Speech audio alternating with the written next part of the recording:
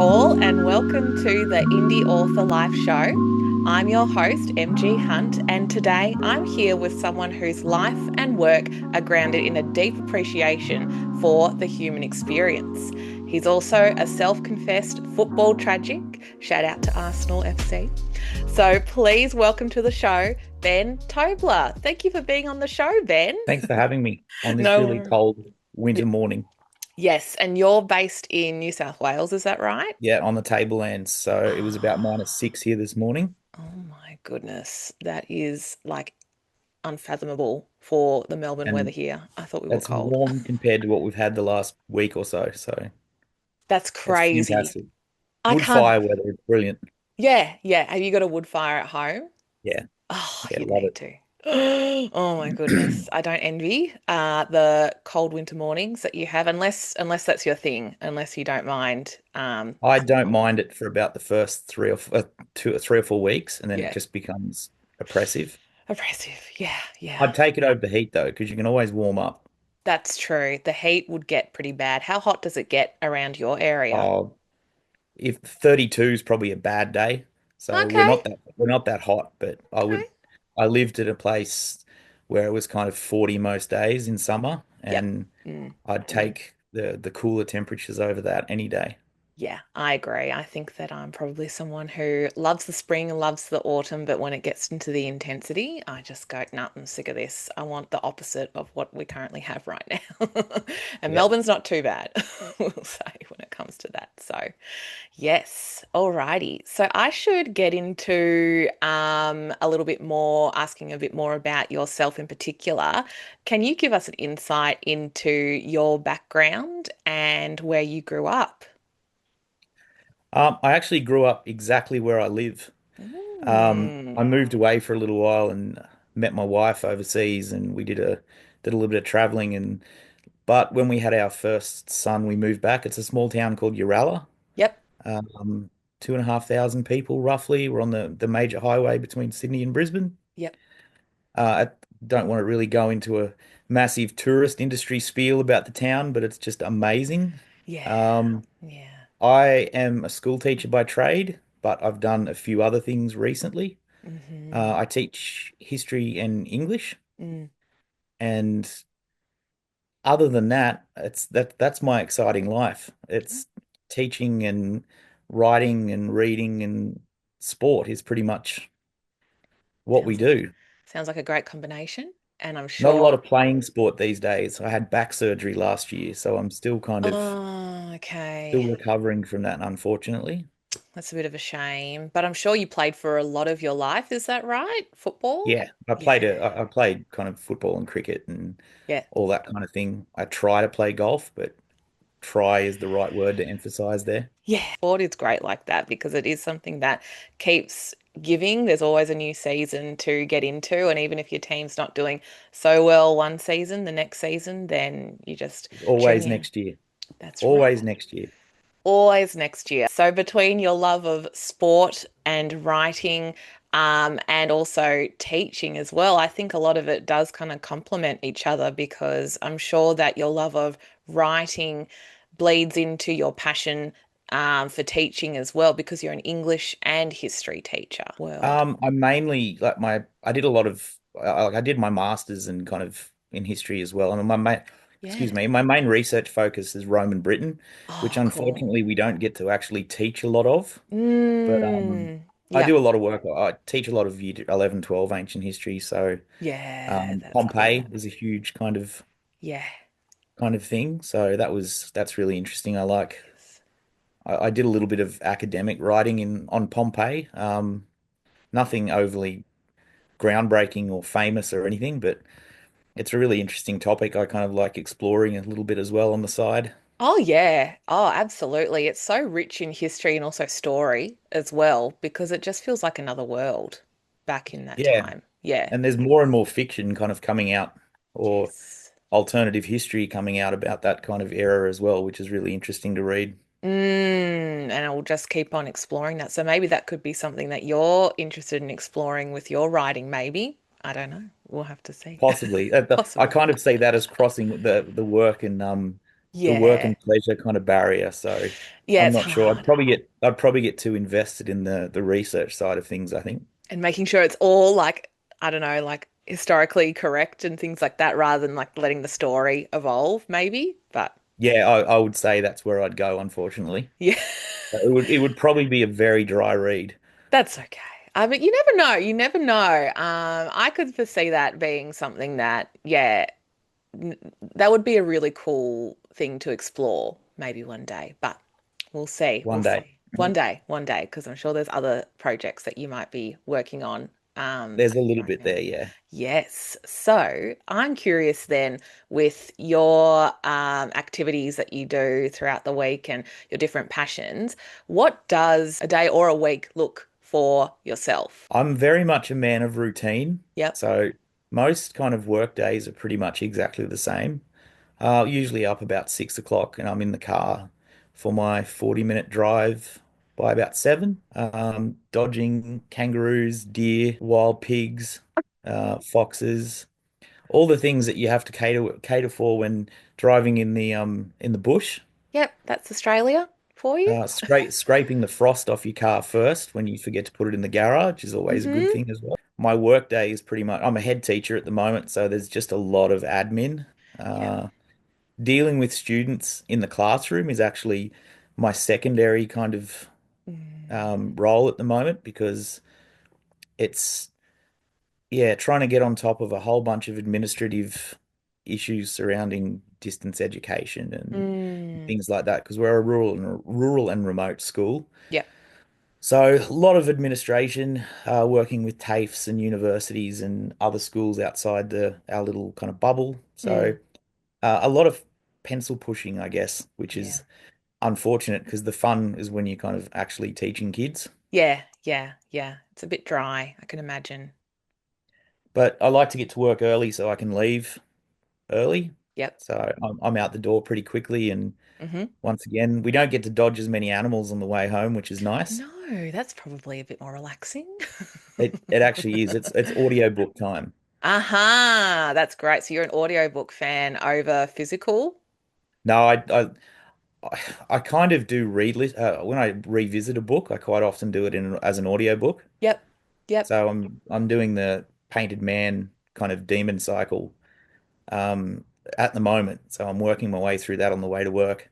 Nice. It's one of the joys of not kind of traveling with anyone else because you don't have to cater for their kind of What they needs as listen well. to. Yeah, yeah. No, I love a commute. I do like tuning out and just focusing on either a podcast or whatever. Audiobooks are great like that because it does take you into another world, even though you're doing your usual routine, boring commute. So Mm. that's great. I love to hear that. Yeah. And so when you get Yep. home, is it writing time or other things It's like that? kind of jobs and then family time. Yeah. And then most of my writing happens on the weekend, Ah, okay. or in many of those kind of hours at night when I just can't sleep. Yep. I'm kind of a bit of I get to sleep really quickly and then wake up and can't get back to sleep. So I get a lot of jobs done Yeah. uh, That's so at that time interesting. of night. It's actually really interesting. My best friend's a principal, Uh-huh. and we have very similar sleeping habits. So we'll quite often have conversations over the phone or via text at about 2 or 3 in the morning. That's great. Yeah. Yeah. It's kind of fantastic. You kind of don't feel alone, even though No. no one in your house is awake. I love that feeling when you know you're awake, but the whole world is asleep. Even though you Yeah. kind of in the back of your mind thinking, I should be asleep right now. I should be trying to prioritize rest. But there's something special about, you log on to social media and you're like, oh, who else is up? Oh, you're Yeah. up too. Let's chat. So that's super cool that you've got like a friend who matches your schedule. Yeah, it's quite, and we found out completely by random one day, which kind of made it even better. That's great. That's so cool. It just is serendipitous like that. I find that there is something interesting about because when I write, I usually write first thing in the morning if I can before work, depending on my schedule and things like that, because I feel like I'm not. inhibited by thinking too much about what I'm writing. It's more just Mm. like a go for it, don't think about it too much. And because I am groggy just waking up, that helps with that. Maybe is that a similar sort of thing that's happening with yourself because you're doing it at early hours in the morning where perhaps your brain is not as on with everything else that you have to prioritize that isn't creative in your life, maybe. That's, I would say that's possibly a very realistic. Mm. I actually wrote a lot of the book when I wasn't teaching, and that was probably Ah, the 3 or 4 years I spent not teaching was the least stressed I've ever been since high school. so And I spent interesting. a lot of time writing and finishing the book, which ironically I started when I was teaching. Mm. Uh, and it started as a half an hour I need to do something that's not teaching. Yeah, And I yeah. sat down and wrote the first 1,000 words, and Wow. that was where it all started. That's where it all started. Just something to take you out of the mundane reality or things like that, or the stress as well. Yeah, just Yeah. another, it was a really bad day. I was going through a really horrible Mm, time where I wasn't enjoying my job. mm. And I just needed something where I could vent Yep. without any repercussions. I've been at the same job for 15 years. Yeah. And it was just becoming, I guess there was a little bit of almost midlife crisis in there as well. Mm-hmm. And that everything was just becoming so mundane and feeling like part of the, just part of the scenery was not Mm. something that appealed to me anymore. Yeah, there was a lot going on in my life at the same time. And I just had this really random idea just to write things down. And it just started as a really kind of short introduction that just evolved and kept going. And every day I'd write a little bit more. Mm, mm. And then when I left teaching, I had no intention of going back to it. And then a friend of mine got a hold of what I had, which I think was about 15,000 words at the time, and read it. And he's like, "You need to finish this." Yeah. And I did. And the Yeah. rest's kind of history, I guess. Yeah, yeah, that's amazing. I think that when it comes to writing in the creative process, I know I can be a little bit woo-woo with some of my beliefs and things like that, but I do believe the creative process, it's something that is kind of mysterious in a few Mm. different ways. It's just something that if you get the compulsion to do it, there's a kind of a reason for it. And yes, it can come from maybe if you're in a place where life isn't going so great and you need an outlet, and there's different ways that people choose outlets. And for you, Mm. your choice was to explore it creatively. So I think it's really special. And it's turned into something tangible as well, turned into a Yeah, full novel. it has. And it's something I wouldn't kind of undo. Yep, It was for it's all the meant to be. stress that led to it and all Mm, the stress that followed it and finishing it and all that kind of thing. I don't think I would kind of change it. And yeah. I regret not finishing some of the things I started when I was younger. Okay, that's interesting. It's very hard to, first of all, write a book. I find that that was probably the hardest thing that I've ever done. I don't know whether that's the same for yourself, It but would be pretty close, yeah. yeah, pretty close, pretty close. And so, Having a teenager is probably the hardest, but so that's just another aspect that you've had to compare it to. Um, yes, But yeah, I think there was I don't know whether you know Jay Christoph, the yeah, author. Yeah, and he was talking about how I think someone had asked him for some advice about writing or something like that. And his response to that is if you have written a book, you are already, ahead of so many people that have started something that they haven't finished because a lot of people want to do it and they should want to do it. And it is such an amazing thing to do. But actually doing it is a whole different process. So, all those ideas that you had when you were younger that you started, you can always come back to them as well, I'm sure. But yeah, I've had that thought. yeah. That would be good to explore. So, you're already ahead of a lot of other people that have some manuscripts that haven't finished it. So, I'm always inspired by that. So we'll see what happens next for your Yeah. manuscripts that are out there. I would like to know about some of your favorite stories or movies or books in particular that captivated you when you were younger. I've kind of been a lifelong reader. Mm-hmm. I've kind of I clicked with books from a really early age, and I guess I had a year three teacher, Mr. Fife, his name was, and he was obsessed with exposing his class to fantasy. Mm, So we worked through the whole Narnia series over the course of that year, that's great. and I just kind of latched on to the fantasy kind of sci-fi genre after that. Yep. And yeah, that was the first year I read Lord of the Rings and The Yep. Hobbit, Uh-huh. and I've read it every year since then. Yep. I Yep. missed one year when I'd spent a little bit of time in hospital, and I just couldn't motivate myself to That's read anything. totally fine. Totally. But yeah, so that teacher and that school, which Uralla Central School, I'm only 3 houses from it. It's still there. My wife works there. My kids go there. Wow. So I had a number of teachers there that had a really profound kind of influence on what I read and what I watched. Yeah. And now I wouldn't say that's carried over into my writing, Mm-hmm. unfortunately. But I haven't, I, I don't know whether I'm brave enough to tackle a fantasy novel at this point Mm-hmm. Mm. because I know what I like in a fantasy novel. And Mm-hmm. I don't know whether I have the time or patience to go to the level of world building that someone like a Tolkien or a Sanderson has kind Yes. of done, because Yeah. that's the kind of thing that I really look for in a book. Yep. Yep. Um, so I don't know whether at this point I don't think I could Mm. do myself. I don't think I'd do it justice, and therefore I don't know whether I'd like to do it, Mm. even though I have a lot of ideas that I'd like to do.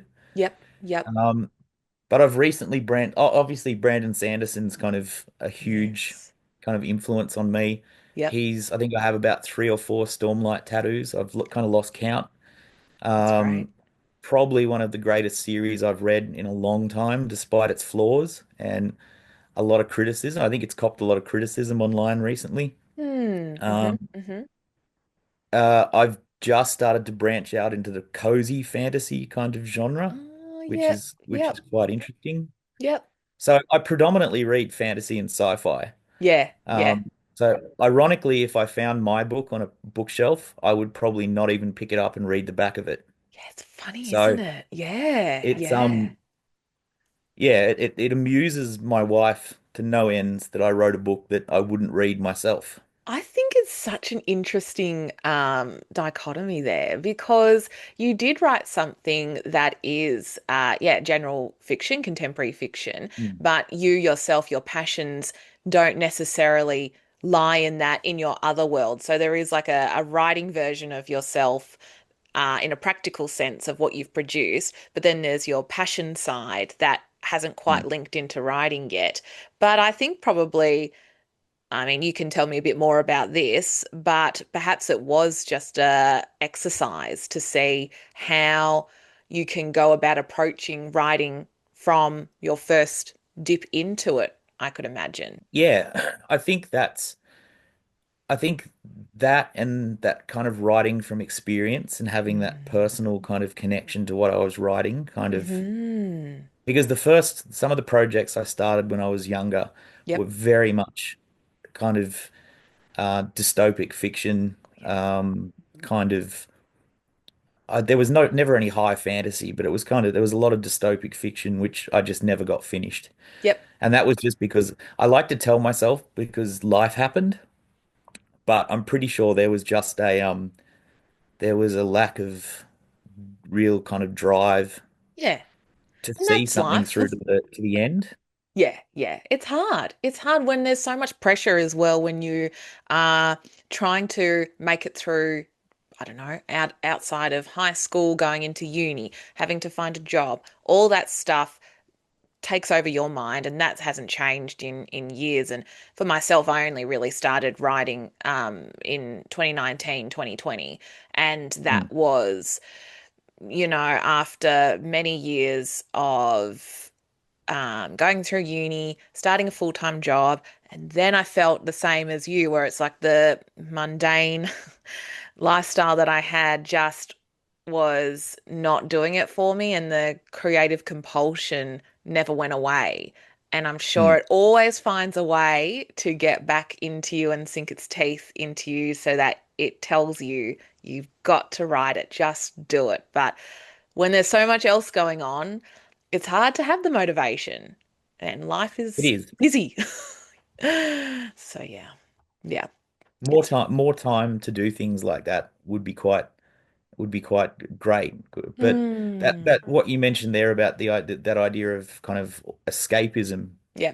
is actually really interesting because I had a comment made where someone said to me that after they read my book that my writing for me must have been my kind of version of Mm, being a superhero, that kind of alter ego of interesting.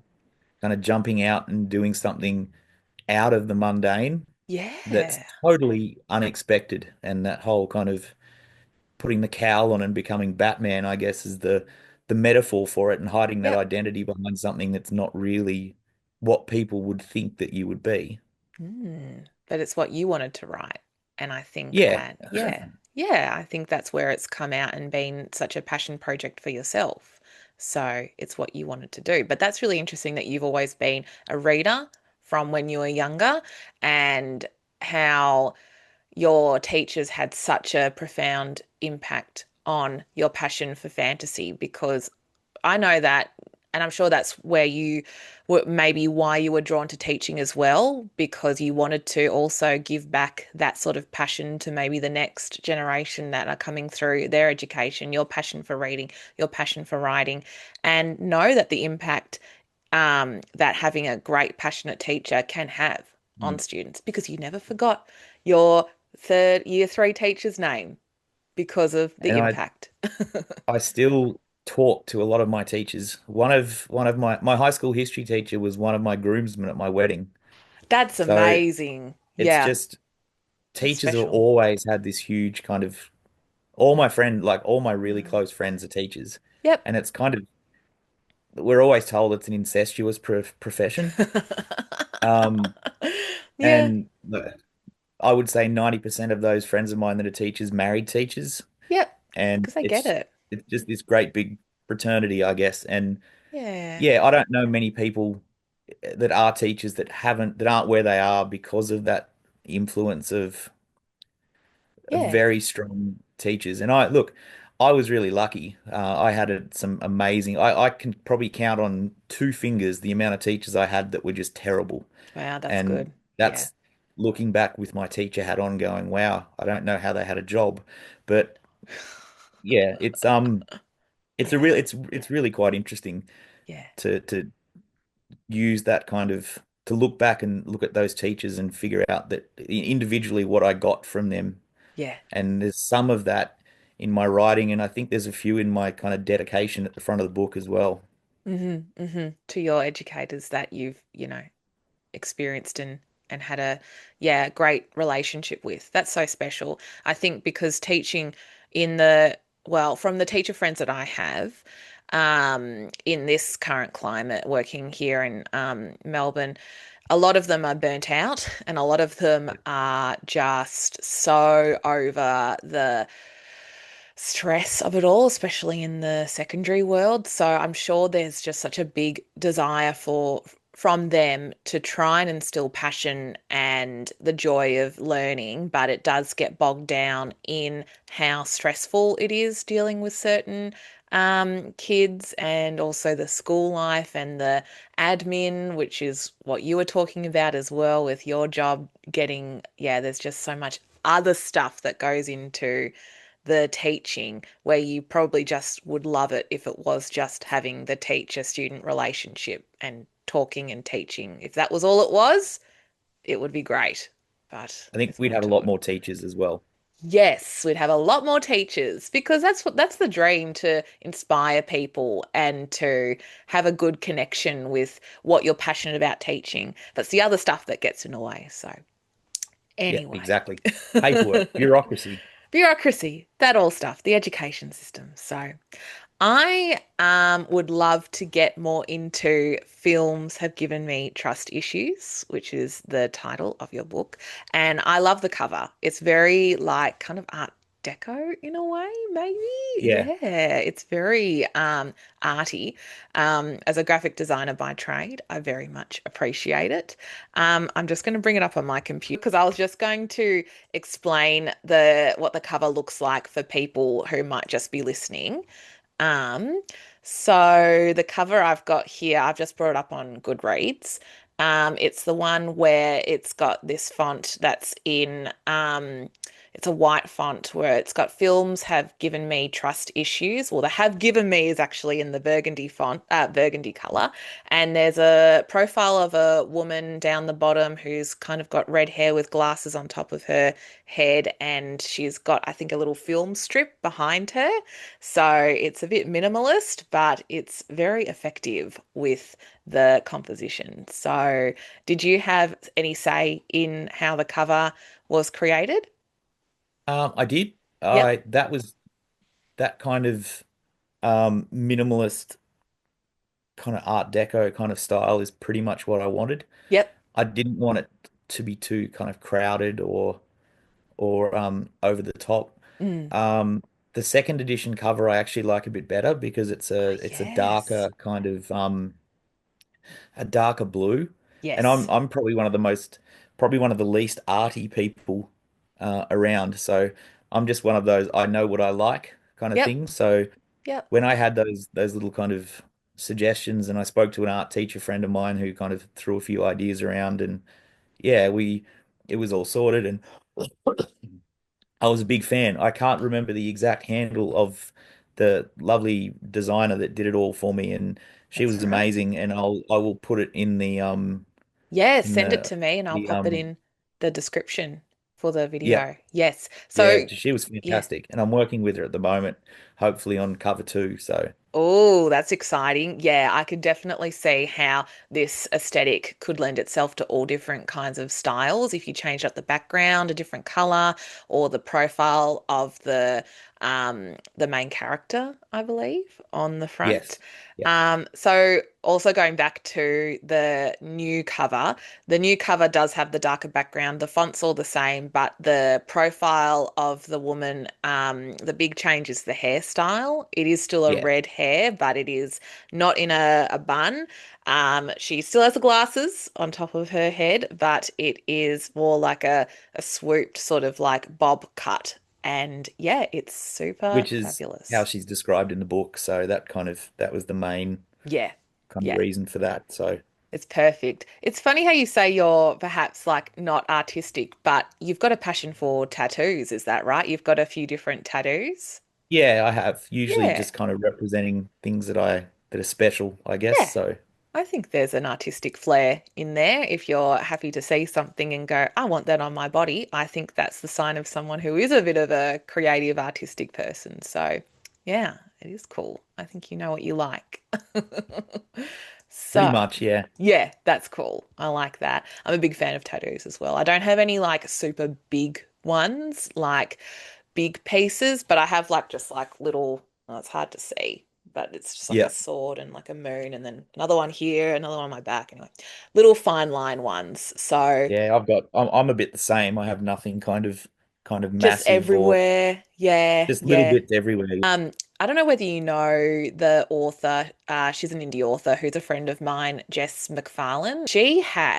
I'll have to send you the link to her profile. She has like full sleeves dedicated to her books, and her Oh tattoo wow. artist is based in Melbourne, and her writing is historical fiction, I think about Irish culture.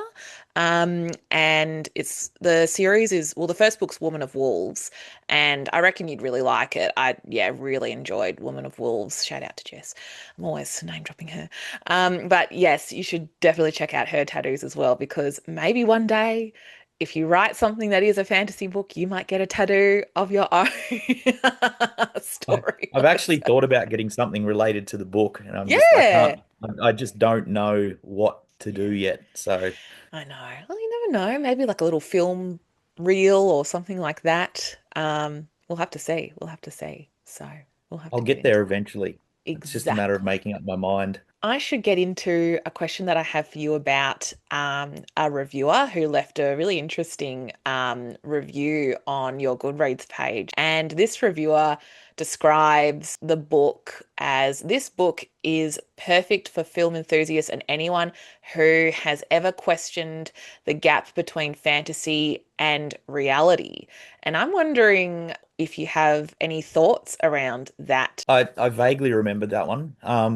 It's Mm, actually another really interesting kind of point in that the connection to film didn't yes. happen as it Mm. wasn't a plan. It just kind of happened organically, and uh, it's it was never intended to kind of bridge that gap and kind of have people question that. It was Yeah. more about um, the challenges of what the kind of Hollywood and the film world kind of throws out to us as a way of showing us what the supposed perfect life is Mm, and mm, societal expectations on people, in this case, particularly on kind of middle-aged women, yeah. which is really strange to say out loud as a middle-aged man.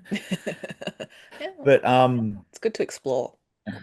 it was, yeah, that was a different experience in itself. That's another kind of story for off on the side. Mm, But yeah, it's that was kind of the intention of it. There was no real kind of to kind of like when I read that, I kind of I got the impression it was kind of talking about this a woman or a character who's not sure which world they're living in, that kind of mm, idea of reality or cinema.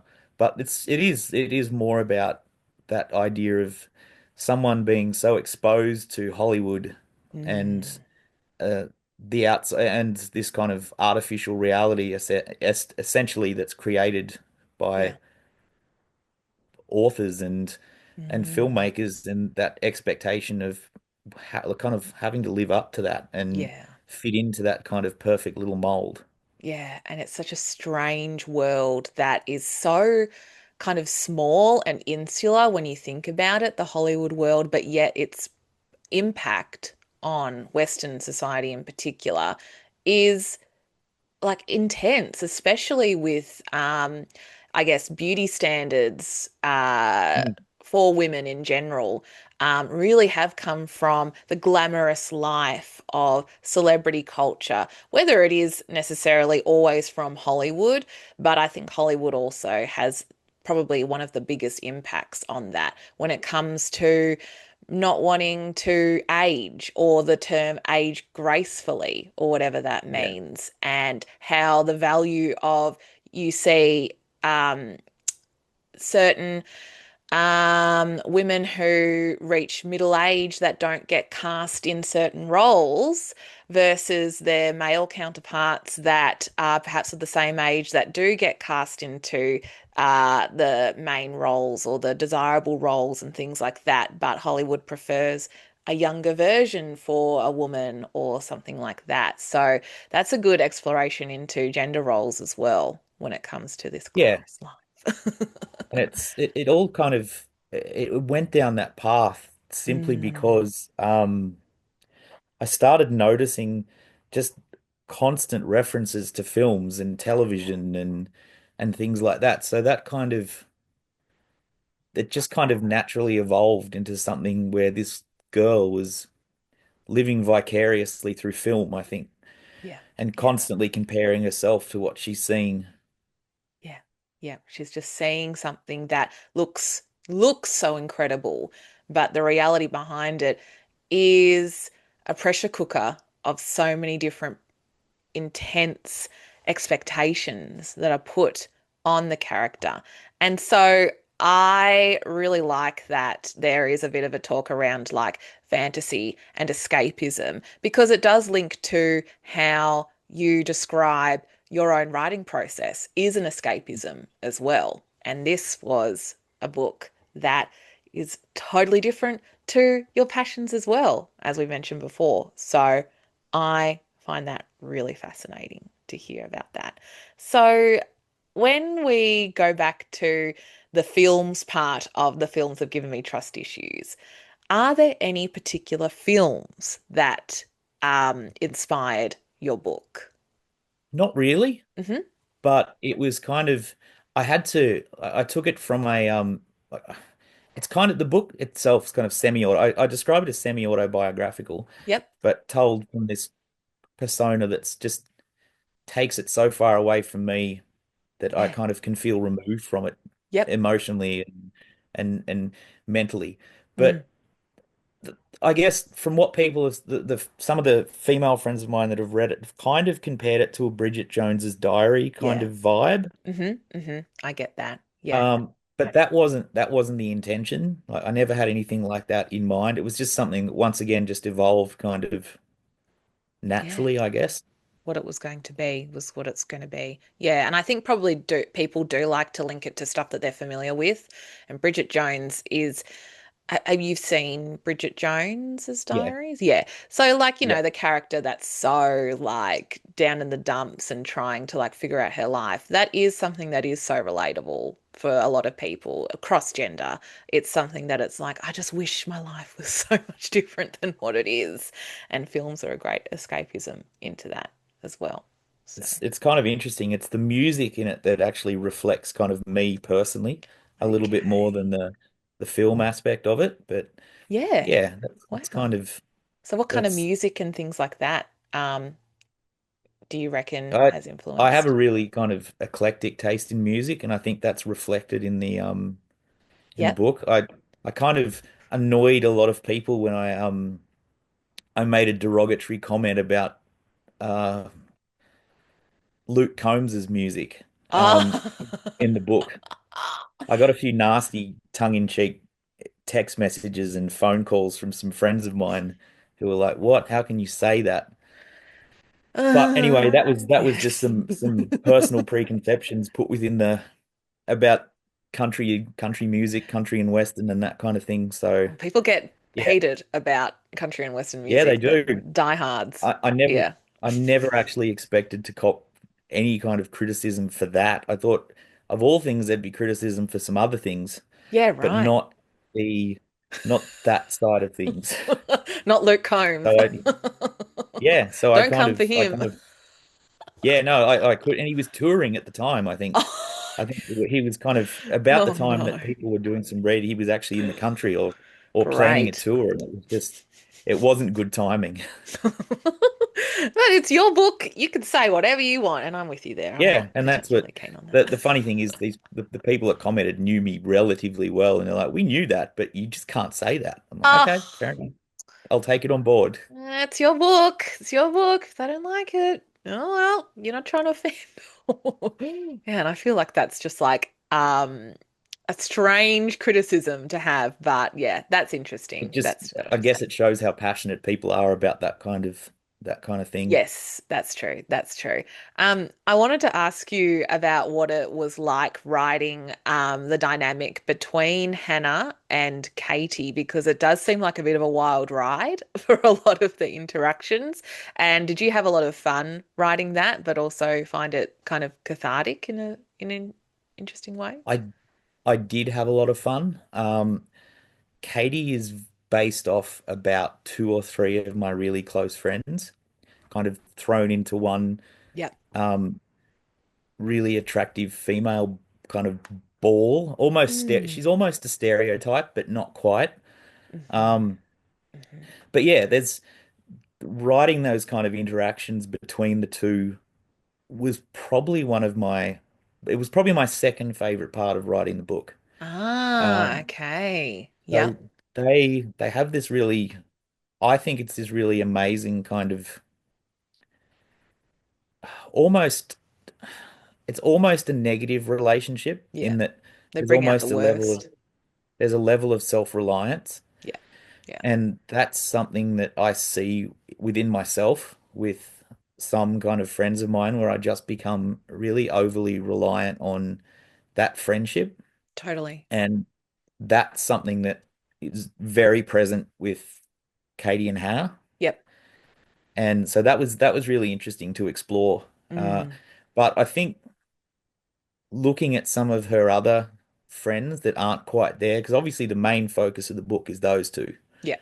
and 95% of the conversation and the dialogue is between those two. Yep. But there's a whole series of interludes which were actually really fun to write and don't feature Katie at all. Yeah. But Yeah. which is really bizarre to take a main character out of the action for long extended periods of time. But Hmm.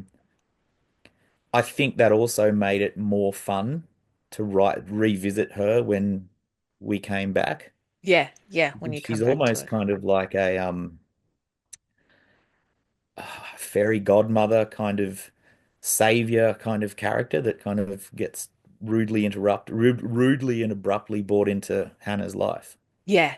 And I think it's interesting that you say that the friendship style or that kind of not coping mechanism, but um like reliance on a friendship like that is so common and so Mm. shared when you have someone that you, I guess, to the buzzword of this is like a trauma bond kind of thing, Yeah. where you just have that person that's seen you at like awful parts and you know that they're probably not the best for you and they've got their own stuff that they need to sort out, but yet there's so many good times that you have. I think it's Mm. super relatable. So I really enjoy that. So did you say that the writing the relationship between Katie and Hannah was your second favorite? Was your favorite the interlude part?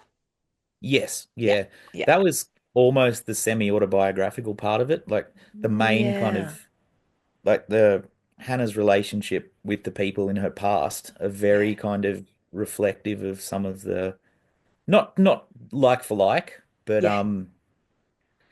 I tried to very much incorporate bits and pieces from my experiences, particularly with friendship, and I was hoping that would come through a lot more, that whole commentary on positives and negative friendships, and Yeah.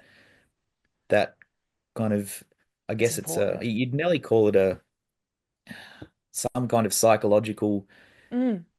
probably not an issue, but where you Mm. become so reliant on one person and so fixated on one particular person, Mm.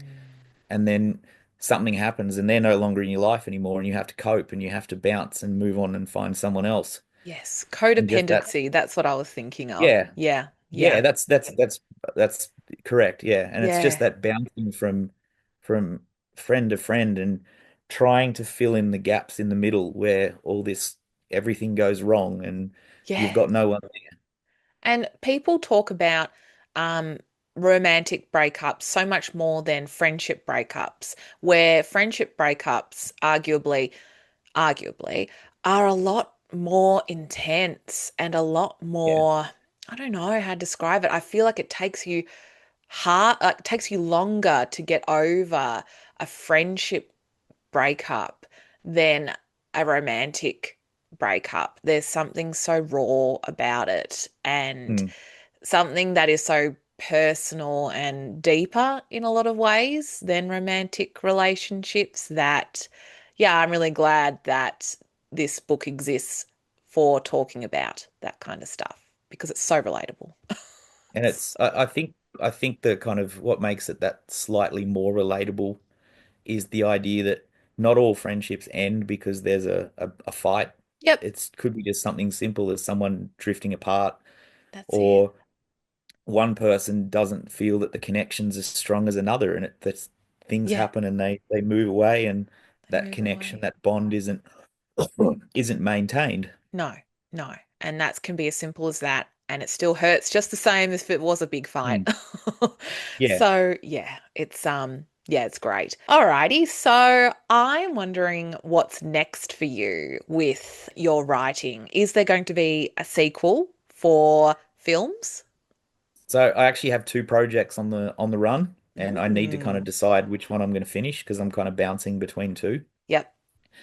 There is a direct sequel, so which the fact that there's a direct sequel kind of is a little bit of a spoiler, I guess, for the ending, and that everything kind of continues. Hmm. Hmm. The world doesn't end. There's no kind of great Armageddon event or anything. That's all right. It's But great. the other one is kind of contemporary fiction as well, and it's more. I've shifted back to that kind of male perspective, Yep. and it's a lot more biographical, Hmm. autobiographical, without being once again directly kind of Yeah, like not like on for the like because I nose. haven't had that exciting a life. It's not that exciting, but I like to include there's a lot of hyperbole, which I think's kind of fantastic. Yep. There's that element of realism, and then there's taking it almost to the extreme. Yep. That's great. So they're the two that I'm kind of working on at the moment. Yeah, I've nice. scribbled down some plans for some other things, but I can't. I just need to pick one and just finish it. Yep. So It's uh, hard. I'm I need to. I'm going to finish the sequel because revisiting the book again. I just read it myself again, and I thought, okay, so now I'm actually motivated to get through and finish that sequel. Yeah. Yeah. It kind of gave you that buzz. You're like, oh, yeah, that's why I enjoyed writing it in the first place. You read it Found again, a you're whole like, bunch of yeah, found yeah, a whole bunch of typos, but that will leave. everyone's been there. All right. So we'll finish up with everything. Thank you so much for your No worries. time and talking about films because it's been fabulous hearing all about it. I've been really curious about getting your perspective about this book, obviously, as the writer yourself. It's really interesting to hear all about the process behind it. And I just find it still so interesting how fantasy is your passion and somewhere like you live in that world, but contemporary fiction was your first foray into the published world. So I love that. Yeah, it's bizarre. It really is. It's bizarre. But hey, more hats under your what do you call it? Feathers in your cap, so to speak. Because authors do like to go between different genres, and you could have a different pen name as well if you do write in fantasy. Could be something with your initials. And something a little bit different. Yeah. Yeah, something a bit different. So we'll see what happens. So I'm wondering if you can let us know where people can find you on social media, which platforms you have, and where people can buy films. So I've got a website which I haven't really kind of visited in a while, unfortunately, because of work, but it's at www.bentobler.com.au. Hmm. Um, I'm mostly kind of on Instagram. My Facebook kind of page is mostly kind of a personal kind of thing, I guess. I didn't make that social media transition. I'm horrible at publicity and doing all that kind of thing. Another thing And we've got to I'm do. my Instagram thing is at Virgin Rider 81. Yep. Uh, obviously the Virgin Rider part was my first book, so it Yeah. hadn't been published. So that was that asked a lot of people have asked that question. Hey, So, now you might have to but change it. yeah, I think I am going to have to actually. But yeah, so Yeah. they're the main places you can reach me. Books are obviously through Amazon. Kindle's selling really well, which is nice. I think it's pretty cheap on Kindle at the moment, Yeah, and it's that's through great. Kindle Unlimited. So, Yes, and get onto that. a lot of people are just ordering it through their local bookshop as well, and they're getting it in and doing that kind of thing. It's pretty accessible. Yeah, yeah, it's pretty accessible, and I'll make sure to link it in our description as well for people to access because I think it's such Awesome. a great book that people should pick up and just get into a bit of escapism, but with a contemporary setting. So it's fabulous. Thank you so much for today, Ben. I really appreciate it, and I really appreciate all your insights into your indie author life experience, and I can't wait to see what happens next. No worries. Thanks for having me. No worries. All right.